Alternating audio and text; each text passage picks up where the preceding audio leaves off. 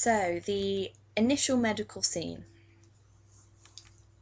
We were really interested in bringing this sort of new element to our play, something that none of us had really studied or had any idea about, a concept that was totally new.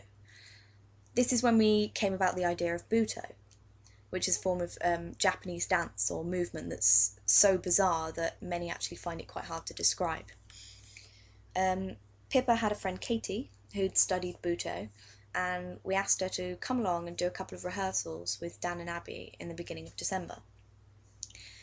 She was really great with them. They started off by doing an intense yoga warm-up, and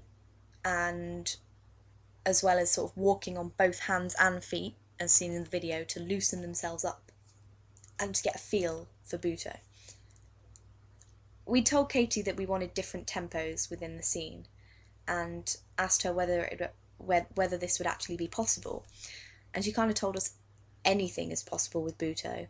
You completely lose yourself in the moment. So, firstly, she got the cast to walk around the space, fast-paced, loose and free, as if they're floating on the edge of something, using their arms and legs as well in the process, and using any part of their body that they wanted to. The next step was to slow it down and only move when they feel they wanted to move. So that kept the movement fresh and raw, which is something that we were really wanted from this scene. There was also a medium pace that was neither floaty and fast or painfully slow. We then told them that we wanted to treat these three different paces as rings of emotion that were to represent how Ben and Eri were feeling during Flora's hospitalisation, centering around the hospital bed in the middle. The outside ring was frantic and chaos, confusion over what's happened to Flora. The middle ring was rationality kicking in, a sort of dreaded acceptance of what is happening. And the final slow inside ring was to represent the longing for her to awaken and a deep, deep sadness. We also told them that we wanted them to find it difficult to enter each ring, and they could enter each ring however many times they wanted, giving them a little bit of freedom with this. Buto also works by allowing the artist to completely ignore their surroundings, to be unaware of anyone around you. So we gave them a soundscape consisting of many complicated scientific terms relating to Flora's coma and what's happening to her. When we told them to bear everything about the rings in mind that we just told them, we asked them to react to certain words within the soundscape. Katie also told them that if a particular movement felt right, they could repeat it as many times as they wanted until they felt that they had to break away from it. It was too intense. This was to make sure that they were following their natural instinct within each move, to allow the audience to feel the heightened emotion that they were experiencing. We were very pleased with the results, and asked the cast to bear in mind what particular words stuck in their head for the next rehearsal. We worked on Buto again in January and added some more rules. We wanted to keep the ring idea, especially as it worked so well that they were still when they were close to the bed. However, we told them that it was more of a loose idea, so that then their natural movements weren't as restricted and they had more freedom within the space of the theatre.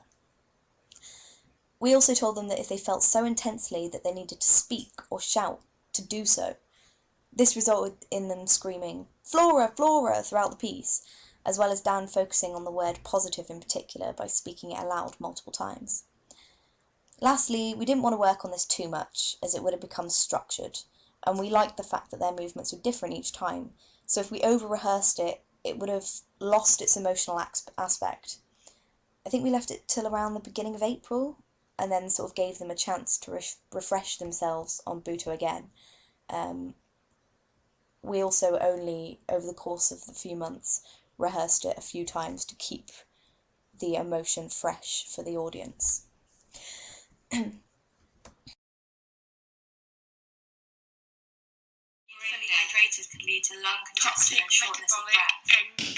Excess fluid and mucus may It's really interesting though that in that recording there were 2 points where me and Pip both can't say the same word, and it just Yeah, sounds but you're ridiculous. really bad at saying I'm not But that the bad. fact that you didn't actually notice that happened really says something about it. That's Yeah, amazing it does. because I sort of didn't, and then it became a thing, and I thought, oh, this is really taking me out of this because I'm now being silly about the fact that I can hear this word. But yeah, you guys didn't seem to notice it. Yeah, and when you got involved as well, and then there was other people in the space, you became aware of that as a person, as a character kind of thing.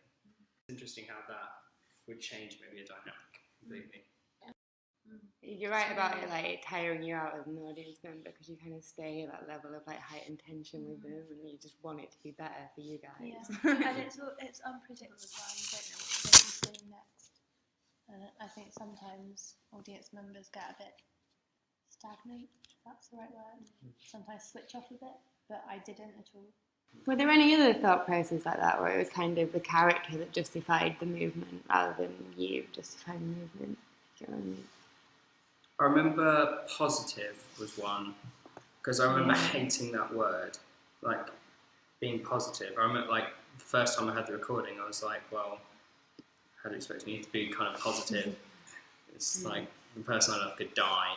And then I remember, and I was like, no, if that's what they need me to do, then I'll be positive.